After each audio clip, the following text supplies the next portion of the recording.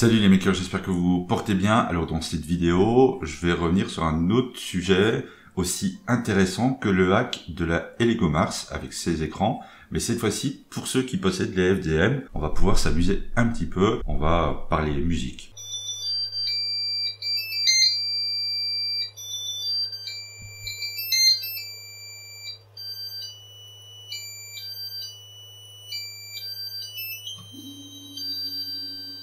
Alors, comme vous avez pu le voir, je vous l'ai mis en intro, je vous ai mis un petit exemple. Alors, désolé, ça a dû vous péter un petit peu les oreilles, car c'est vrai qu'effectivement, les sons sont extrêmement aigus. J'ai déjà essayé de retirer le plus de bruit possible aux alentours pour que vous puissiez bien l'entendre. Mais avant de vous montrer comment mettre ça en place lors d'une impression, je vais vous donner quand même quelques explications autour de son fonctionnement. Alors, pour commencer, sachez que la commande pour jouer un son sur votre machine est la commande ici M300. Alors ça fonctionne pas sur tout, je compte même un peu sur vous pour vous mettre dans les commentaires si vous l'avez testé, sur quelle machine ça a fonctionné et sur lesquelles ça n'a pas fonctionné, car malgré ce qu'on peut lire dans le tableau, eh bien ça ne marche pas sur toutes les machines. Alors à la base c'est censé fonctionner sur Marlin, sur RepRap, Repetier, Smoothie.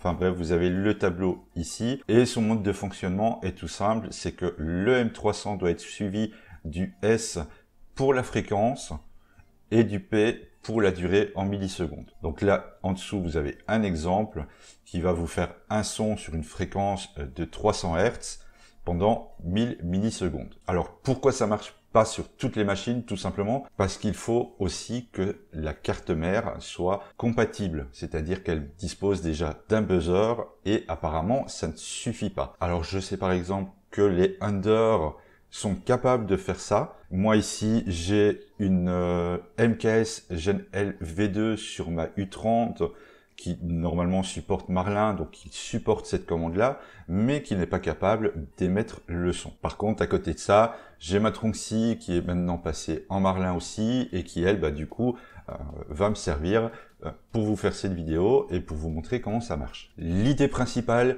c'est de transformer un fichier MIDI en ligne de commande, en G-code, pour que celui-ci soit interprété comme toute autre commande de G-code qui peut passer dans la machine. Alors pour ceux qui s'en souviennent pas ou qui n'ont pas connu, le fichier MIDI, en gros, c'est un fichier, on va pas dire musical, mais plutôt un style de partition. C'est une suite de commandes, comme on tape ici en G-code, qui va envoyer des instructions à des instruments qui, eux, vont les interpréter et vont pouvoir jouer la musique selon l'appareil sur lequel vous les faites tourner, que ça soit un synthétiseur, un piano, que ça soit un PC qui soit équipé d'une carte MIDI. Pour la plupart, on a nos PC qui sont capables de lire les fichiers MIDI, mais il n'y a pas de parole, il n'y a pas de musique, au sens proprement dit, comme on a l'habitude avec nos musiques en MP3. Du coup, on va avoir besoin de ces fameux fichiers MIDI.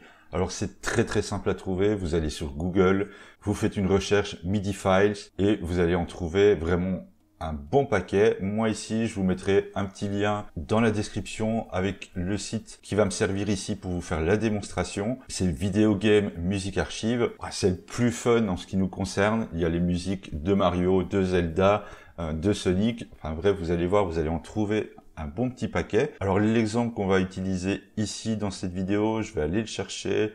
On va aller chercher ça dans Game Boy. On va prendre une musique qui est quand même relativement connue. Juste au titre, vous allez pouvoir la reconnaître facilement et vous la remettre en tête très rapidement. Comme vous voyez, il y en a vraiment un bon paquet juste sur les Game Boy. Et on va aller chercher la musique de Tetris. Alors je l'ai déjà écouté un petit peu avant pour savoir laquelle télécharger. C'est la musique ici, musique A. Je vais faire enregistrer. Je vous mets un petit morceau de la musique pour vraiment vous la remettre en tête. Et puis, je vous explique comment la convertir.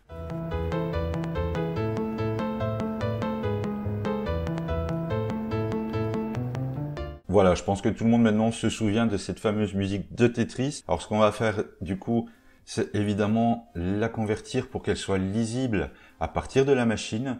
Alors pour ça, on vient ici, je vous mets encore une fois le site en description. Vous venez choisir votre fichier qu'on retrouve ici. On va pouvoir choisir les notes qu'on va pouvoir utiliser, car étant donné qu'un fichier MIDI c'est comme une partition, évidemment ça concerne plusieurs instruments. Donc il va falloir un petit peu peut-être chercher au début laquelle qui correspond le mieux. On va prendre ici, comme c'est quand même relativement bien détaillé, normalement ça devrait être celui-là, c'est le grand piano. On va prendre la track numéro 2, je ne prends pas la première, et on va générer donc notre G-code. On se retrouve ici avec tous les M300, on a la longueur du son, plus sa fréquence. Alors c'est inversé par rapport à la description qu'on a dans RepRap, mais ça change pas grand chose. Dans un sens ou dans l'autre, l'instruction va passer. On va pouvoir du coup copier l'intégralité de notre code. Alors si vous avez envie juste de le tester, c'est pas très compliqué, vous prenez un fichier texte complètement vide, comme ceci, vous le collez dedans, et quand vous faites l'enregistrement, faites un petit enregistré sous. Je vais garder tout ça dans le même dossier que la vidéo que je suis en train de vous tourner. Je marque un Tetris, je mets tous les fichiers, comme ça je peux mettre directement, normalement, .gcode. Et du coup, ce fichier-là, je vais pouvoir le mettre sur ma carte SD, le mettre dans la machine et tout simplement lancer une impression qui ne fera que jouer la musique. Alors, on va essayer de voir ce que ça donne. Je ne l'ai pas testé avant, donc ça va être une découverte. Ça marchera peut-être pas, car il y a des fréquences quand même que la carte n'est pas capable de reproduire. Et de temps en temps, on a des mauvaises surprises au niveau du rendu.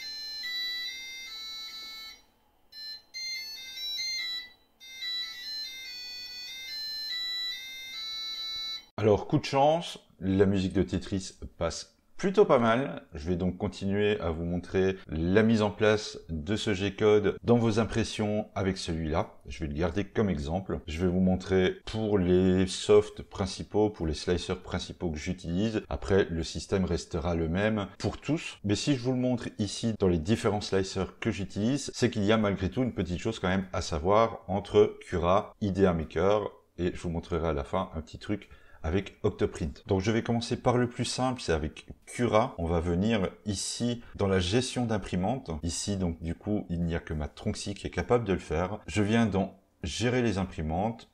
Au niveau de la Tronxy, paramètres de la machine. Et ici vous avez donc votre G-code de démarrage et votre G-code de fin. Tout simplement, c'est pas très difficile à comprendre. Vous venez chercher votre G-code musical, on va faire un CTRL-A, un CTRL-C, et une fois que mon impression est terminée, eh bien, donc du coup, la machine va rétracter un peu le filament. Bon, c'est un G-code classique. Et tout en bas, je vais tout simplement mettre un petit commentaire. Alors, je vais déplacer, voilà, la souris ici, musique de fin. Et je viens faire un CTRL-V pour coller mon G-code. On fait fermer, on ferme ici, et dès que vous aurez terminé votre impression, que la tête se sera placée à son point d'origine, bref, quand elle aura terminé votre G-code à vous, elle jouera votre petite musique pour vous signaler que l'impression est bien terminée. Au niveau d'Idea Maker, par contre, ça change un petit peu. Ça peut être aussi bien embêtant qu'un avantage, c'est que ici, dans Idea Maker, les G-codes de début et de fin ne sont pas attribués à une machine, mais sont attribués à vos profils d'impression. Donc ici, la différence est que vous devez venir dans le slice, dans gérer les profils, et une fois que vous avez vos profils d'affichés, eh bien, que ça soit pour le PETG, pour le PLA, pour autres, vous allez devoir les éditer un par un. Ça peut vous permettre d'un côté de mettre des musiques selon le filament que vous utilisez, et en contrepartie, c'est un petit peu chiant parce qu'il faut le faire pour chaque profil. Mais le principe reste le même, on vient éditer son profil, vous avez ici à la fin le G-code, vous prenez terminer le G-code, et vous voyez ici, moi j'ai la petite musique de Mario qui est déjà insérée dedans. Donc là, je vais faire sauvegarder, je ne vais pas y toucher, je vais essayer d'en prendre un où il n'y a rien dedans. Je pense que celui-là doit être vide. Je viens dans G-code, terminer le G-code, voilà, ici. Donc je vais mettre la même chose, musique de fin, et je viens coller mon G-code de Tetris. Comme ça, pour mon PLA à 50 mm/s, il me jouera Tetris. Quand j'imprimerai du PETG, il me jouera la musique de Mario à la fin de l'impression. La dernière chose que je peux vous montrer aussi, c'est qu'évidemment, il y a la possibilité d'écouter vos G-codes avant. Je vous mettrai un lien de téléchargement sur un pack qui est déjà prêt avec à peu près 11 000 G-codes qui ont déjà été compilés. Mais évidemment, pour écouter tout ça, pour faire votre choix, soit vous connaissez déjà la musique que vous voulez, soit, comme moi, pour faire le petit choix final de cette vidéo, j'ai dû m'en écouter quand même pas mal. Du coup, j'ai utilisé Octoprint pour plusieurs raisons. Déjà, tout simplement parce que la Tronxy n'est pas dans la même pièce que moi. Donc du coup, j'ai tiré mon câble USB jusqu'à la machine. J'ai pu rester à mon PC et injecter les G-codes tout simplement dans celle-ci. Alors pour ça, il n'y a vraiment rien de compliqué. Vous prenez votre fichier G-code avec la musique, vous le lâchez dans l'écran et celle-ci va s'uploader.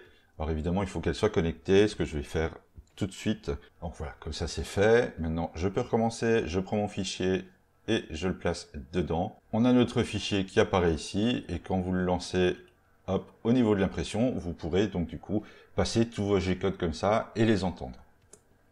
Mais ce qui est le plus intéressant ici au niveau d'Octoprint, c'est pas tout simplement de l'utiliser pour écouter vos musiques et faire votre choix, mais vous avez surtout la possibilité, quelle que soit la machine, quel que soit le slicer que vous allez utiliser, c'est de directement intégrer ces G-codes-là à Octoprint et en plus de ça, de pouvoir lui donner des actions supplémentaires. Alors pour ça, on va se rendre dans les paramètres d'Octoprint et vous avez ici dans le menu Printer le G-code script qui va vous permettre du coup, de vous amuser un petit peu plus avec cette fonction. Vous avez tout simplement des actions qui sont lancées soit avant le print, après que le print soit terminé, si votre print a échoué ou a été annulé, s'il est en pause, bref, vous avez plusieurs options ici. Et là, du coup, tout simplement, vous pouvez revenir encore une fois avec notre G-code de Tetris, faire un copier. Et moi, je vais le mettre, par exemple, tout simplement, quand l'impression est terminée, je vais jouer Tetris. Vous faites sauver et maintenant, quel que soit votre slicer, dès que votre impression sera terminée, elle me jouera la musique de Tetris. Alors évidemment, ce que je viens de vous montrer là, c'est encore un truc complètement inutile, quoique ça peut être déjà amusant à la base, mais aussi si comme moi par exemple, vous imprimez, elle est dans une autre pièce, que vous êtes devant votre PC, devant votre télé ou autre, eh bien tout simplement vous allez entendre obligatoirement ce son extrêmement aigu jouant votre musique favorite en MIDI. Par contre, faites quand même attention, calculez bien votre coût si vous utilisez ça, que vos prints ne se terminent pas en plein milieu de la nuit quand vous êtes en train de dormir, car je vous confirme que ça va bien vous réveiller. Donc voilà, j'espère que cette petite vidéo vous aura plu. N'hésitez pas à liker, à commenter surtout si vous avez fait le test, à savoir si votre machine est capable de le faire ou pas. Mettez le nom de votre machine dans les commentaires, comme ça, ça permettra de faire une petite liste. Je la rajouterai dans la description à chaque fois que quelqu'un me rajoutera une machine. Tous les liens nécessaires, évidemment, seront dans la description. Et juste pour petite info, on approche tout doucement de la fin de l'année. J'essaye de vous avoir un petit truc bien sympa pour bien la terminer malgré notre année un petit peu difficile. Donc n'hésitez pas, si vous voulez pas rater le coche, de vous abonner. Et moi, je vous dis à bientôt dans une prochaine vidéo.